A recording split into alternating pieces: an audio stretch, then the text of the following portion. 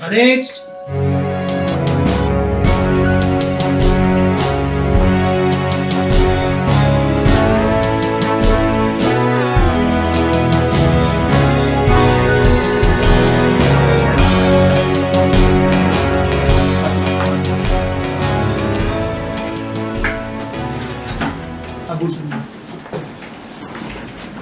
Thank you sir.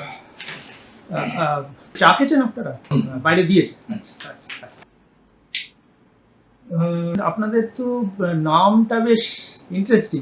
আসলে কি বলুন তো, তিনজনেই তো লাস্ট ছিলেন, তিনজনকেই ডেকে নিলাম একবারে। হ্যাঁ, নামটা বেশ কোইন্সিডেন্ট না এটা? বিনয়, বাদল, দীনেশ। কোয়ালিফিকেশন তো খুব বিশেষ দেখছি না। পাতি বাংলা মিডিয়ামের গ্র্যাজুয়েট। কিন্তু স্যার আপনি তো বিজ্ঞাপন দিয়েছেন যে আপনার গ্র্যাজুয়েটই দরকার। পেপারে তো অনেক কিছুই দেখা যায়। চাকরির বিজ্ঞাপনে কি সবকিছু লেখা যায়?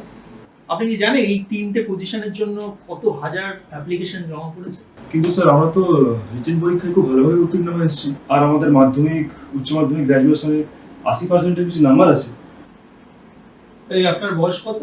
দেখে তো মনে হচ্ছে 40-এর ওপর হয়ে গেছে। ইন্টারভিউ দিতে এসেছেন, আপনি তো ক্রাইটেরিয়ায় আসেন না। এসব ক্রাইটেরিয়ার কথা বলবে না। এইসব ক্রাইটেরিয়া অনেকেই মিট করেছে, কিন্তু তাও তোমরা তিনজনে এই ইন্টারভিউ টেবিলে বসে রয়েছো কেন? কেন স্যার? কারণ আমার দেখে মনে হয়েছে আপনাদের তিনজনের চাকরিটা খুব দরকার। যত তাড়াতাড়ি জয়েনিং দেওয়া যায় তত ভালো। কি ঠিক বলেছি তো? হ্যাঁ স্যার, তা তো নিশ্চয়ই। পরিবারে যে অভাব অনটন। আমার বাবা স্যার অসুস্থ, চাকরিটা পেলে বাবার চিকিৎসাটা করাতে পারবো। হ্যাঁ, ঠিক আছে ঠিক আছে। শুনুন, চাকরিটা আপনাদের মোটামুটি পাকা, ঠিক আছে? শুধু একটা কাজই করতে হবে, 5-এর মতো আপনাদেরকে 5-এর মতো প্রত্যেককে ওই বড়বাবুর কাছে পৌঁছে দিতে হবে। 5 মানে স্যার 5,000 টাকা? এই সবজি কিনতে এসছেন নাকি?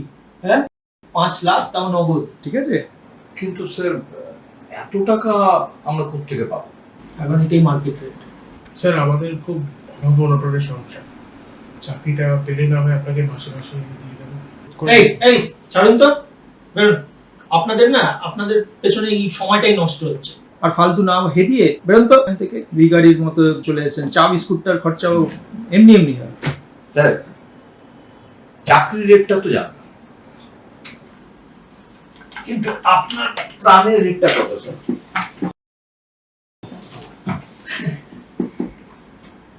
এটাই আপনার প্রাণের রেটটা কত আমি এটাই জানতে চাই। আপনি তো চাকরির রেট বলতেন। আপনি কি জানেন সেকশন 173 বিএনএস 2023 অনুযায়ী আপনার 1 বছরের জেল, জরিমানা অথবা উভয় হতে পারে। দেখো এই রাজু, এই ইয়ার্কিগুলো একদম আমি পছন্দ করি না। আপনারা কি বিপ্লব করছেন? বিনয় বাদল দীনেশ মানে কি বিপ্লব নাকি?